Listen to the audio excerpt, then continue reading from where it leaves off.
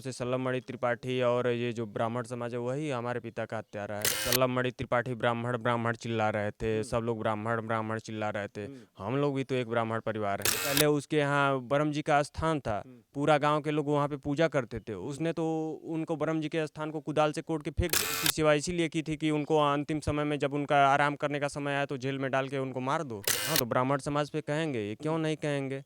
हम भी तो ब्राह्मण थे, आज क्यों नहीं आया कोई ब्राह्मण? अगर जो राजनीति नहीं किए होते तो कहीं ना कहीं हमारा परिवार नहीं फंसा होता। देवेश दुबे का, सत्यप्रकाश दुबे का घर है आपके घर से महज करीब करीब 400 मीटर के आसपास होगा। जी, 400 मीटर के आसपास। तो क्या देवेश दुबे के घर से आपके घर से कोई इस तरीके का तकरार हो, चाहे कहीं झगड़ा, चाहे कोई सी चीज़, किसी भी बात को लेके जो है कभी दिक्कत हुई हो? आखिर क्या कारण है कि आखिर जो भी मुकदमा किया गया होगा देवेश दुबे के परिवार की तरफ से ही किया गया होगा आपके ऊपर, तो कहीं ना कहीं आप को क्या लगता है और ये कहाँ तक सच्चाई है इसमें जो है, ये थे कि नहीं थे? चूंकि आरोपित है तो प्रशासन तो मान रही कि थे, आपका क्या कहना है उस पर?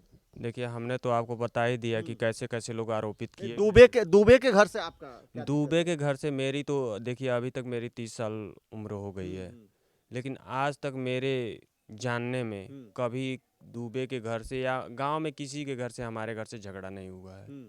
ना कोई भी हम लोगों के खिलाफ कोई ऐसा केस है, कुछ मुकदमा है। गांव में हमारा किसी से कोई मुकदमा नहीं है। तो आखिर अचानक आपके परिवार को क्यों आरोपी बना दिया गया?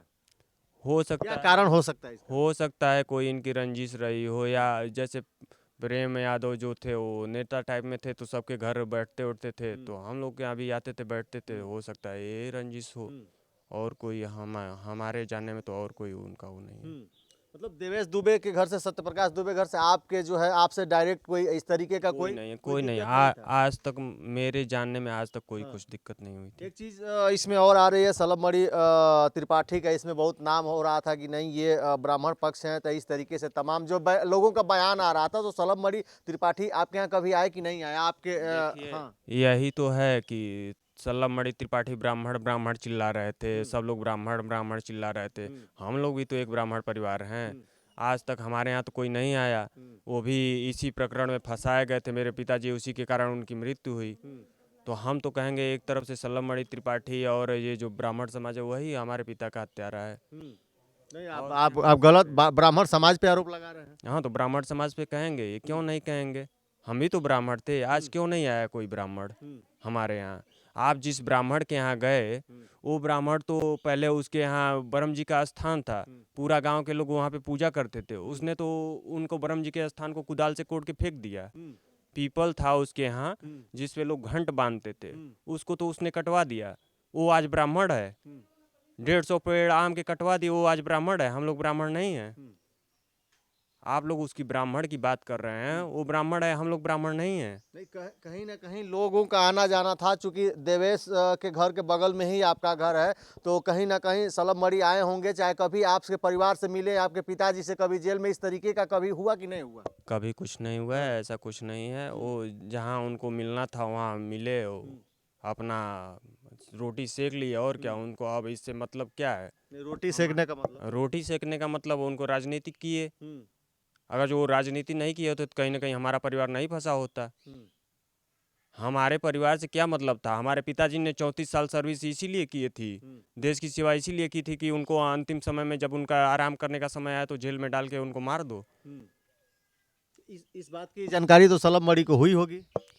बिल्कुल हुई होगी, जब मीडिया में निकला है तो बिल्कुल हुई होगी। उसी दिन मीडिया में आ गया था, जबकि हम लोग भैया के पेरोल के लिए परेशान थे।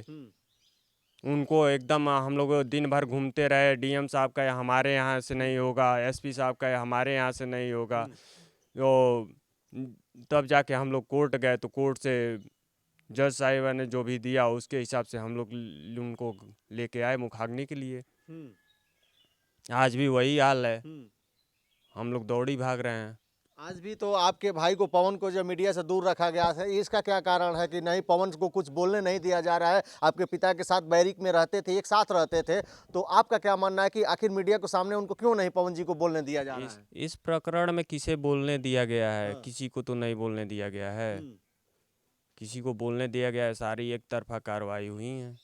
हमें लग रहा था कि पवन जी वहाँ बैठे थे तो हमसे कुछ कहना चाहते थे, लेकिन जो है प्रशासन थे वो नहीं कहने दी। ठीक है, प्रशासन वालों को भी ऊपर से दबाव होगा। अब जो लोग लेके आए थे वो भी इंसानी हैं, अब उनका भी दबाव होगा ऊपर से, तो हम क्या ही कह सकते हैं उस पे। अभी आप क्या कहना चाहेंगे जो प्रशासन है इस समय की, और जो जिस तरीके से आपका कहना है कि हमारे पिताजी और भाई हमारे निर्दोष हैं, तो प्रशासन से क्या कहना चाहेंगे आप? प्रशासन से क्या कहना चाहेंगे, हमारे पिताजी की तो फाइल बंद कर दी गई। कम से कम अब तो सही से जांच करा लें। कोई ऐसा आदमी कैसे अपराधी हो सकता है जो मर चुका है? वो कैसे कहीं अपराधी हो सकता है? जो 1.5 साल से विदेश में है, वो कैसे अपराधी हो सकता है? जी। तो इस हिसाब से देख लीजिए ना, मेरे पिताजी आज तक जब किसी को एक थप्पड़ नहीं मारे, वो किसी को कैसे मारने जा सकते हैं? और जो घर के बगल के लोग हैं वो उसमें गुनाहगार नहीं है। हम 400 मीटर दूर हैं तो हम गुनाहगार हैं? तो कहीं ना कहीं आपके जो है भाई अभी भी हैं, तो आप उनके लिए क्या प्रशासन से मांग करना चाहेंगे? प्रशासन से क्या मांग है? प्रशासन से हमारी यही मांग है कि वो उचित कार्रवाई करें, सही जो है उसके हिसाब से उनको छोड़ें। हमारे आज तक 4.5 महीना हो गया, अभी तक कोई जांच हुई, उचित कार्रवाई हुई क्या प्रशासन के द्वारा? जितने लोग अभी 26 लोग हैं, जितने लोग अभी बंद हैं जेल में, तो अभी जांच हुई क्या इस मामले में? सही तरीके से जांच हुई कि नहीं हुई? कहाँ कोई जांच हो रही है? जहाँ भी जाओ वहाँ लिपापोती ही करनी है। कहीं कोई जांच हो रही है? आज तक कोई जांच नहीं हो रही है। इस मामले में जो भी अपराधी जिसको बनाया गया है, कहीं ना कहीं जांच हुई होगी, चार्जशीट दाखिल की हो गई हो, तो उस मामले में कभी आपके यहाँ कोई अधिकारी पूछताछ के लिए आया कि नहीं अभी आज तक? कोई पूछताछ नहीं हुई है, कोई ऐसा नहीं है।